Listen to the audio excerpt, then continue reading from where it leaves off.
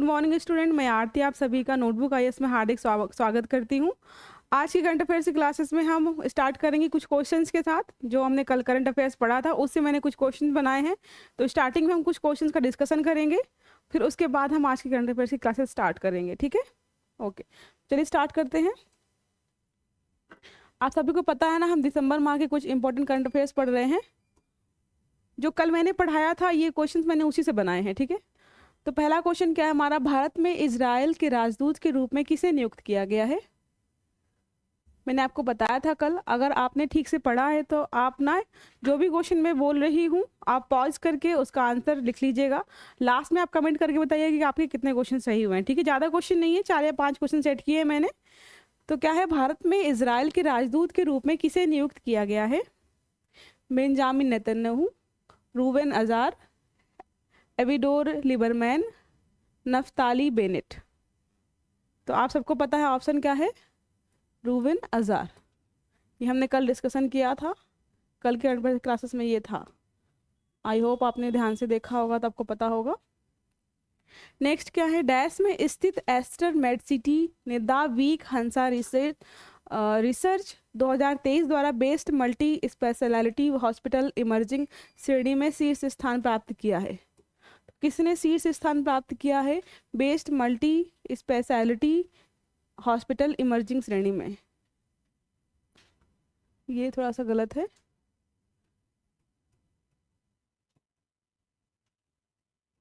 आपको इसको आप इंग्लिश में लिख लीजिएगा। ठीक है, तो पहला है मुंबई महाराष्ट्र, दूसरा है चेन्नई तमिलनाडु, तीसरा है कोच्चि केरल, चौथा है दिल्ली। आप सारे ऑप्शन ध्यान से देख लीजिए, ये कल मैंने पढ़ाया था उसी का क्वेश्चन है ये। ठीक है, तो सही आंसर क्या है, कोच्चि केरल। चलते हैं नेक्स्ट क्वेश्चन पे।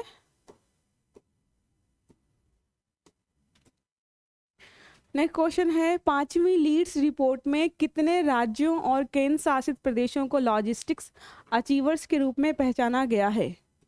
कितने राज्यों को लॉजिस्टिक अचीवर्स के रूप में पहचाना गया है, तो इसका आंसर है 13। आप मार्क कर लीजिएगा इसको, 13। ठीक है, इसका सही आंसर होगा। नेक्स्ट क्वेश्चन हमारा है, कौन से अंतर्राष्ट्रीय संगठन tax inspectors without borders TIWB कार्यक्रम का नेतृत्व करते हैं। तो कौन से ऐसे संस्थान हैं,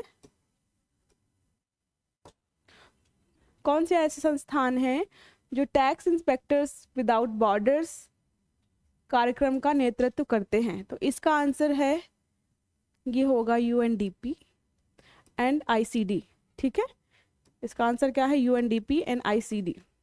इसका थोड़ा डिस्कशन मैंने लिखा हुआ है क्योंकि कल मैंने ये शायद नहीं पढ़ाया था, इसलिए मैंने इसको ऐसे पॉइंट के रूप में ऐड कर दिया है, तो आप इसको नोट कर लीजिएगा। UNDP एंड ICD के नेतृत्व में tax inspectors without borders TIWB ने सेंट लूसिया में एक महत्वपूर्ण कार्यक्रम शुरू किया है। ठीक है, इसको आप नोट कर लीजिएगा। चलते हैं हम नेक्स्ट पेज पे। यहाँ से हमारे आज की करंट अफेयर्स क्लासेस स्टार्ट हो रही हैं।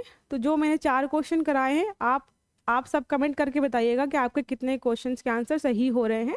तो उससे आपको लगेगा कि आप क्लासेस कितने ध्यान से देख रहे हो, और जो क्लासेस कर रहे हो उससे अगर कोई क्वेश्चन बन के आता है तो आपसे सही हो रहा है या नहीं हो रहा है।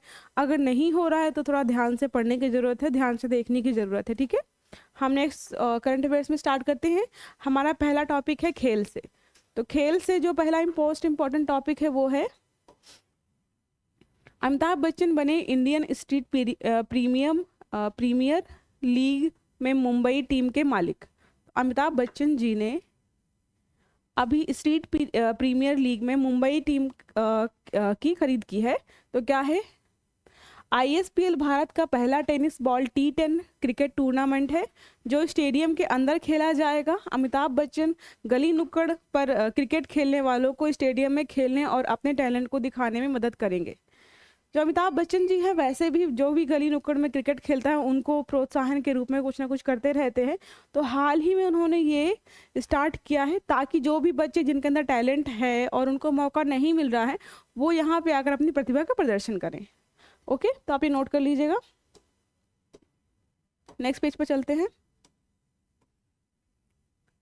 नेक्स्ट टॉपिक हमारा है पुरस्कार से रिलेटेड। पुरस्कार से रिलेटेड जो है उसमें क्या है, Israeli film children of nobody को मिला गोल्डन बंगाल टाइगर्स पुरस्कार। तो कौन सी फिल्म है ये, चिल्ड्रन ऑफ नोबडी। तो चिल्ड्रन ऑफ नोबडी को आप मार्क कर लीजिएगा, लिख लीजिएगा कई पॉइंट के रूप में कि चिल्ड्रन ऑफ नोबडी कहाँ की फिल्म है, ये है फिल्म इजराइल की।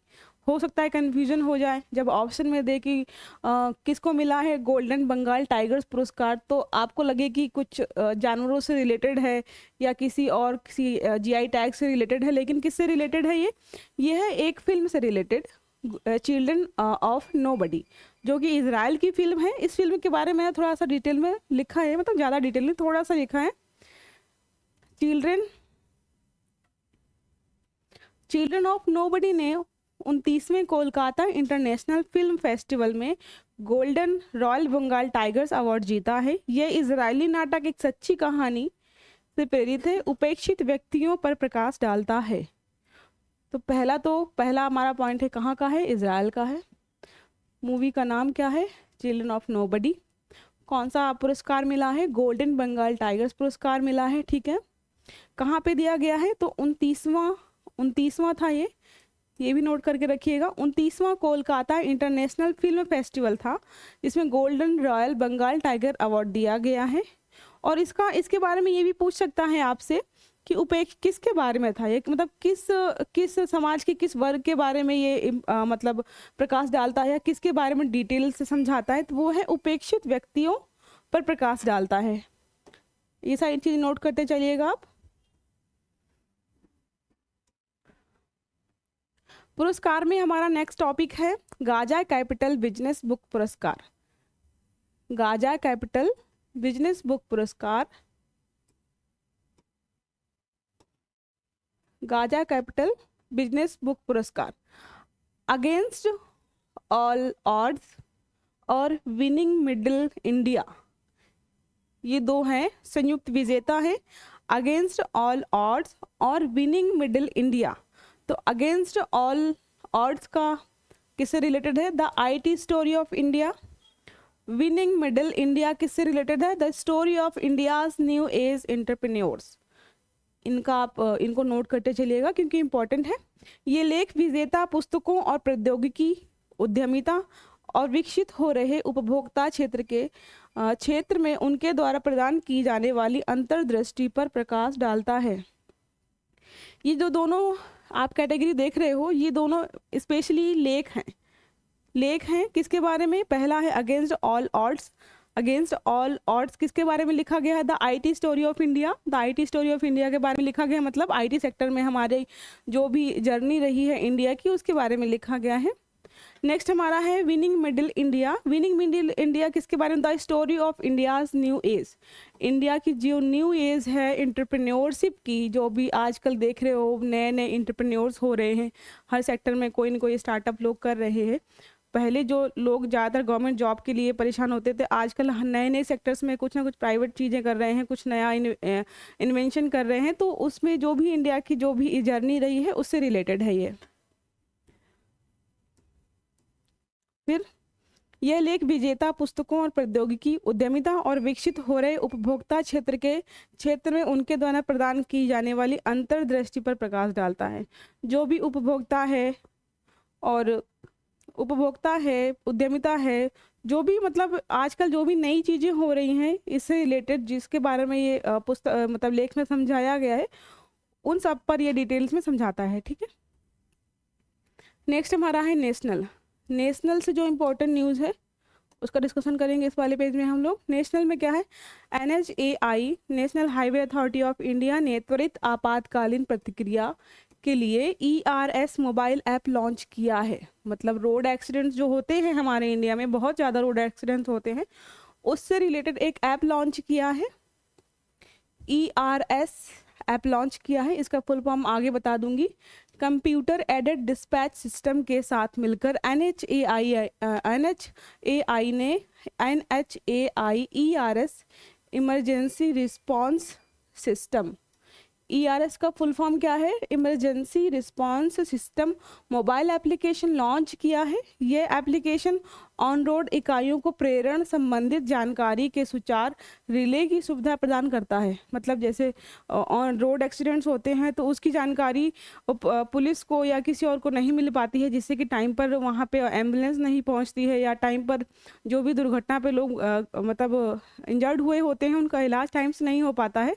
कई बार ऐसे लोगों की मौत हो जाती है। तो ये सब चीज़ें ना हो, पहली बात तो रोड एक्सीडेंट्स कम हो, और रोड एक्सीडेंट अगर हो रहे हैं तो लोगों को जल्दी से जल्दी सारी मेडिकल सहायता दी जा सके, उससे रिलेटेड है ये।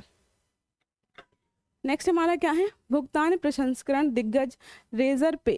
रेजर पे आज आई होप आप सभी जानते होंगे, गूगल पे, फोन पे, पेटीएम जैसा ही एक या क्या है रेजर पे और कैश फ्री को भुगतान एग्रीगेटर, पेमेंट एग्रीगेटर के रूप में काम करने के लिए आरबीआई से अंतिम प्राधिकरण प्राप्त हो गया है। मतलब रेजर पे और कैश फ्री जो भुगतान पेमेंट करने के लिए जो एग्रीगेटर्स हैं, ये पेमेंट गेटवे यूज़ करते हैं। जैसे हम कई जगह पेमेंट करते हैं, कई बार होता है जैसे आप कोई भी सामान ऑनलाइन परचेज कर रहे हो तो आप पेटीएम का यूज़ कर रहे हो या गूगल पे यूज़ कर रहे हो, लेकिन वो आपको रेजर पे के थ्रू पेमेंट कराता है। तो वही पेमेंट एग्रीगेटर्स हैं, आपके पेमेंट को थर्ड पार्टी तक पहुंचाते हैं, उससे रिलेटेड है। ठीक है। ओपन एक नियो बैंक फिनटेक ने पेमेंट वन एग्रीगेटर के रूप में काम करने के लिए आरबीआई, ठीक कर लीजिएगा, आरबीआई से अंतिम मंजूरी भी हासिल की है। एग्रीगेटर है ये। तो क्या है ओपन, एक नया वर्ड है ये। ओपन एक नियो बैंक फिनटेक ने पेमेंट वन एग्रीगेटर के रूप में काम करने के लिए आरबीआई से अंतिम मंजूरी हासिल की है। ठीक है। नियो बैंक्स क्या होते हैं?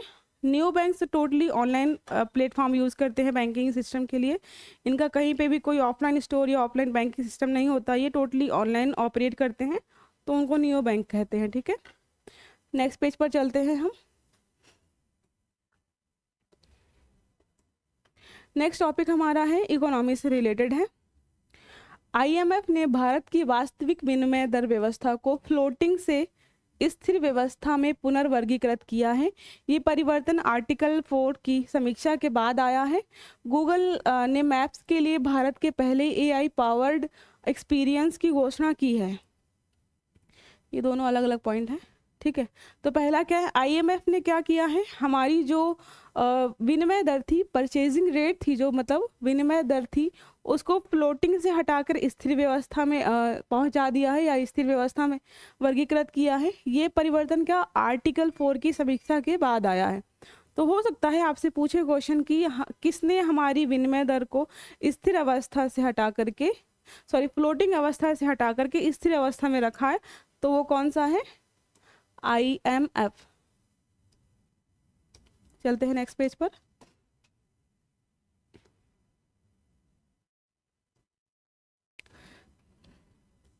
जीएमई के उपाध्यक्ष हैं मिरियम कार्तिक डेनियल, जो पीछे हम पढ़ रहे थे ना, दिखाती हूँ मैं आपको।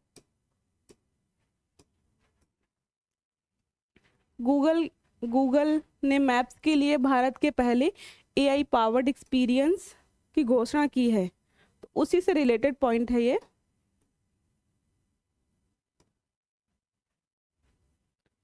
जी for Google, M for Maps. Maps initiative के उपाध्यक्ष क्या है?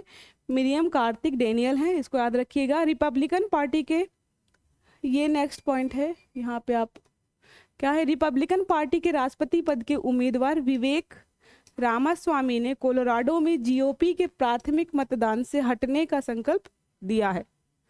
तो पहला ये याद रखिएगा कि रिपब्लिकन पार्टी के राष्ट्रपति पद के लिए उम्मीदवार कौन है अभी? विवेक रामास्वामी। और उन्होंने क्या किया है अभी? कोलोराडो में जीओपी के प्राथमिक मतदान से हटने का संकल्प लिया है। क्यों लिया है ये फैसला? उन्होंने ये फैसला कोलोराडो सुप्रीम कोर्ट द्वारा पूर्व राष्ट्रपति डोनाल्ड ट्रंप को लेकर आए हालिया फैसले को लेकर लिया है। जनवरी 2021 के कैपिटल हिंसा में शामिल होने के कारण पूर्व राष्ट्रपति ट्रंप को चुनाव से अयोग्य घोषित कर दिया गया है। तो क्या हुआ है? कैपिटल हिंसा का मामला हुआ था 2021 में, जनवरी 2021 में, जिसकी वजह से डोनाल्ड ट्रंप जी को क्या किया गया है, जो राष्ट्रपति के चुनाव होने वाले हैं या राष्ट्रपति के चुनाव होंगे, उससे उन्हें अयोग्य घोषित कर दिया गया है। ठीक है, ये थोड़ा सा ठीक है। और कौन से कोर्ट द्वारा? कोलोराडो सुप्रीम कोर्ट द्वारा, ये आप नोट कर लीजिएगा। नेक्स्ट क्वेश्चन हमारा, नेक्स्ट टॉपिक पे हमारा है कोविड-19 पे है। ये हमेशा चर्चा में रहता है, इसमें थोड़ा नया कुछ ऐड हुआ है, उससे रिलेटेड मैंने इसमें नोट किया है। कोविड-19 का क्या है? वायरस का JN1 वेरिएंट, नया वेरिएंट है ये JN1 वेरिएंट। आपसे क्वेश्चन पूछ सकता है JN1 वेरिएंट किससे रिलेटेड है? तो कोविड-19 से रिलेटेड है। JN1 वेरिएंट को WHO ने 17 दिसंबर को एक चेतावनी जारी की है, जिसमें JN1 वेरिएंट की उभरती प्रकृति पर चिंता व्यक्त की है।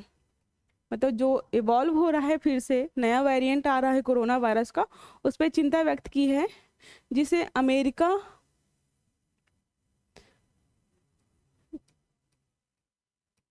कर लीजिएगा,